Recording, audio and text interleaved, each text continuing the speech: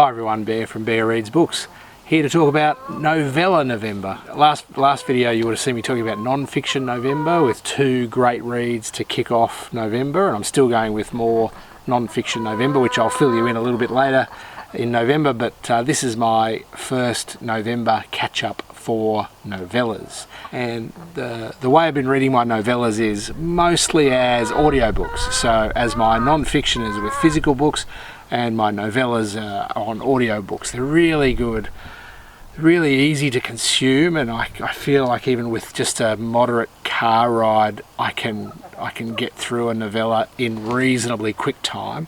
And I'm finding it a really great way to consume short fiction. It's been very, very enjoyable. In particular, I'm going to talk about two novellas that I've found in the first 2 weeks of November at least, that have absolutely blown me away. And before non-fiction novella, they weren't on my list. So in my TBR video for the beginning of November, they weren't books that I mentioned. So all of my novellas for November that I mentioned at the beginning of November, haven't looked at them at all. And then I keep finding stuff. So now, I think in a previous video I said that I've abandoned Audible and I've gone to Scribd. I keep finding stuff on Scribd and I keep going, oh, that looks great. Oh, I've got to read that. Or, oh, I'll save that and I'll come back to that. And I think my saved list now in Scribd, because it doesn't cost me anything, is already enormous. I don't know whether other users of Scribd have the same usage, but I've gone very quickly from nothing to everything in my saved list. In particular, I have come across one audio and one ebook. So let's start with the audiobook first. On Scribd I found Dennis Johnson's Train Dreams. Now, I mention these guys almost every video, it seems like, but I first heard about Dennis Johnson reasonably recently in a podcast by my good friends at Bookfight, who always seem to talk about really cool things. So if you've never read Dennis Johnson, he is an American fiction writer. He's done lots of short fiction, lots of short story collections, and a couple of novels. He has since passed away, 2011, 2013, something like that, after a reasonably long career. But I've never read any. He is a very, let's say, an American writer, and so I don't think people's consumption of his work is quite far-reaching outside of the United States. So I'd never heard the name before, and until I listened to a podcast, and then found this on Scribd. So Train Dreams by Dennis Johnson. To give you an idea about what Train Dreams is about, it's about a man called Robert Grainger. Is it Grainger? Grainger. And he's a labourer on the railroad. So he's always building tracks, bridges, tunnels. So kind of like an itinerant worker, he goes from place to place working for various railroad companies, building different sections of railroad. So he could be close to home, he could be a long way from home, and he's always travelling and coming back home. But he has a wife that he truly, truly loves, and this is a really soft-spoken man. And you get the impression that while he may not be the most intelligent man, while he may not be the most emotionally mature man, he knows who he loves, and that's his wife and his children. But he's getting by the best way he knows how, which is by labouring on the railway. After a long stint away, he returns to find that his family has suffered a great tragedy, which sets his life on a path. And it's not a tragic path, so this is by no means a tragic story. This is a man who lives quite a varied life. And the life is really interesting. Like the people he meets along the way are so interesting. He meets Native Americans, he meets other labourers, he he meets crooks and criminals and all sorts of weird and wonderful people. Really, really good. And just these little pictures of life, of his life, are so enjoyable, even though his life is quite difficult. And in a lot of the reviews of this novella, you mention things like that it's a very grand view of the world, but written in miniature. So they're talking about this. It almost feels like this enormous multi-book novel series. Like, it feels very grand. It's almost taking in the entire American landscape in what it's trying to say and do, but it's doing it in just over 100 pages. It's quite spectacular, and I think it's helped in the audiobook sense by the narration, because it is this wonderful American, male American accent, and it's just great. For a non-American, maybe Americans might see it differently, I don't know, but for a non-American of a story of this type, so early 20th century kind of hardship tale, I think the narration and the style of narration was perfect, spot on. It kind of makes me think of the hardships of some of John Steinbeck novels, where you've got these people on the fringes of society that all they want to do is be happy, and all they want to do is get along and get by. And I think this is very much like that. I think maybe Dennis Johnson would be, not ever having listened to an interview with him, but maybe Dennis Johnson would be a very big fan of literature in the style of a John Steinbeck, for instance. So that kind of puts it in place for you. I apologise for all the sirens. I don't live in a place where we usually hear sirens. We are in the middle of bushfires. Well, we're at the very beginning of bushfire season, and if you've seen any news of Australia recently, you would have seen that there's fire. We're on fire. The whole country is on fire. And about 20 minutes drive from my house is a very large bushfire at the moment.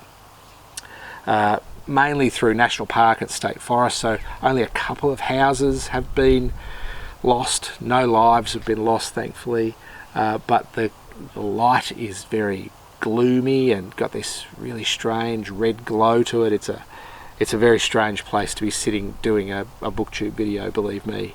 But we do the things we need to do. So in the background you might hear some sirens, but I am safe, and my family is safe, just so you're aware.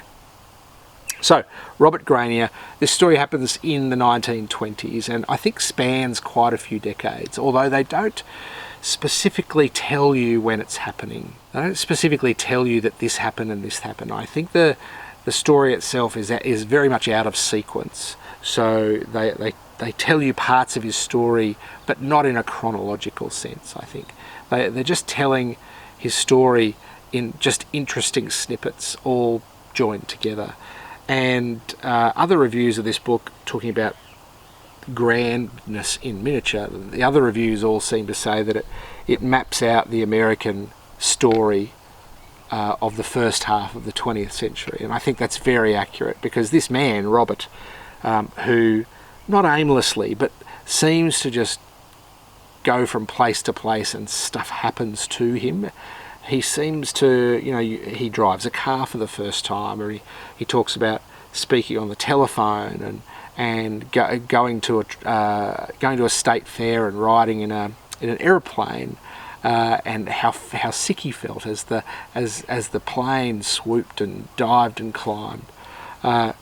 So all of these things that would happen to someone, a traditional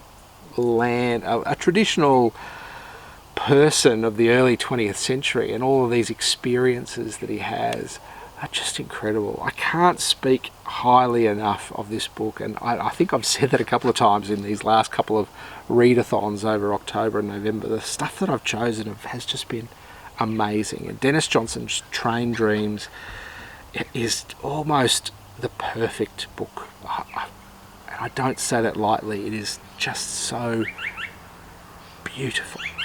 And it's called Train Dreams because he is always close to this railway, so he hears it in his dreams, and sometimes you get the impression, and maybe I'm just dreaming myself, but you get the impression when you read the story or listen to the story especially, you get the rhythm of the train in the story. So just that regular clickety clack and rhythm of a moving train, the swaying if you're a passenger, or the sound as it crosses each rail, and you kind of get that rhythm as you listen to the story. Maybe I'm imagining it. I haven't looked at any other reviews to see if anyone else kind of felt the same, but it's really a magical book. Speaking of magical books, the second novella I've read for November is seriously a magical book. Let me find it for you. I've just got to grab all my details, because the stuff that I've found is not particularly, common for Australian readers especially. And maybe you've heard of this one. I had not. It's also from the early 20th century, from 1927, and this one's called The House Without Windows, and it's by a woman called Barbara Newhall Follett. Now that is a mouthful. I'll say it again. The House Without Windows by Barbara Newhall Follett. Now if you've never heard of it, that is completely understandable. But the story of this author and how this book came to be is incredible. So Barbara Newhall Follett published this story at the age of 12 years old, and it's a great story. It's this magical, dreamy story of a child who has this almost pointless argument, tiny argument with her parents about something that I don't even remember, and decides to run away. And the whole book is her running away and getting into serious childish and childlike adventures in nature. So she runs away, goes into the forest, then she finds the ocean, and she has adventures on the ocean, and then she comes back, and all the time trying to avoid her parents who are looking for her, and trying to avoid other humans who can see that she's a child and want to coddle her and keep her safe. And she just wants to be free. She becomes friends with the animals, and she sleeps out in the open. It is just the most amazing and just cute. And it was written by someone who was less than 12. It was published when she was 12. And I think the story goes, her father was an editor for maybe Knopf publishers, and so the father had this relationship with a publishing house, and Barbara had written this story when she was 8 or 9. And then it was lost. The manuscript was lost, and obviously in the 1920s there's no such thing as copies, or this is a child's story. At this stage, no one knew how important or how much of the work there was. So she had essentially finished the story and was just tidying it up when there was a fire or something happened, and the whole manuscript was lost. And over the preceding 2 years, Barbara rewrote the manuscript from scratch, from her head, and it ended up being published when she was 12 years old. And she followed up with a second novel. So this one was received really well and sold very well by Knopf, and parts of it published in a serial format in the New York Times, and she would travel throughout the United States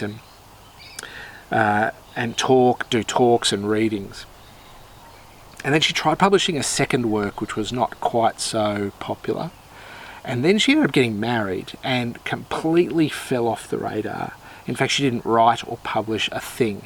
And then, strangely, and I'll just grab her biography here because it is such an interesting thing. So she published one novel, The House Without Windows. Her next novel was The Voyage of the Norman D, about a ship, and it received critical acclaim, but really didn't have the success of the first. And she published that one when she was 14, and then she got married to a man called Nickerson Rogers, and then in 1939, at the ripe old age of 25, she went missing off the face of the earth, never seen again. It's just absolutely missing. Body was never found, never heard from again, no clue whatsoever. And really no one's done much investigating as to what might have happened to her. There's no great theories. One theory is that the husband killed her and did away with the body, but there's zero proof. So you've got this one theory of what happened to her, but her career was cut short by marriage, it seemed, and by nothing else. It was just the time that she was living in, I guess. So a really strange story. If you read it knowing that it's written by a child, you will be blown away by this story and how beautiful it is. If you were to read it thinking it was written by an adult, you'd probably shrug your shoulders and, it was okay. But if put it in its context, read it knowing that it was written by someone originally when they were 9 years old and published when she was 12, it is truly an amazing feat of literature. And on top of that, it's a good story. It is very childlike and very childish. Don't expect mature themes. It is about a girl who leaves home, runs away, and just gets into adventures. She ends up sleeping, cuddled up with a deer that she befriends, and the birds become her friends, and she talks to them, and she meets all sorts of wonderful things in nature. And she ends up making clothes out of reeds and leaves and sticks. It's just delightful.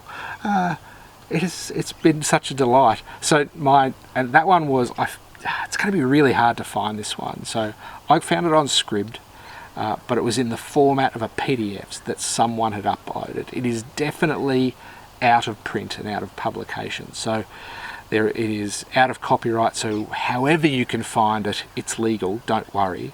But however you can find it, try and get your hands on this story. It is so special for a little book like this. The House Without Windows by Barbara Newhall Follett.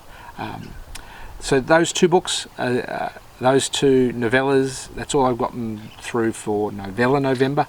My previous video was all about non-fiction November, so I had 2 books there, 2 books in Novella, and plenty more to come this month. There's still tons of time, and I go overseas for a holiday on Sunday, so I'll be reading tons on the beach. I may even do a video on the beach in Fiji for you. We'll see how we go. But I'll recap again. House Without Windows by Barbara Newhall Follett, and the first one I mentioned was, Dennis Johnson's Train Dreams. Please do everything you can to grab these books and just absorb them. They are amazing. I'm so glad I chose to do Novella November. It's been so rewarding. I hope you're getting the best out of Novella November and your reading life in November in general. Have a wonderful day. If the world is burning like mine is, please stay safe. I am safe, believe it or not.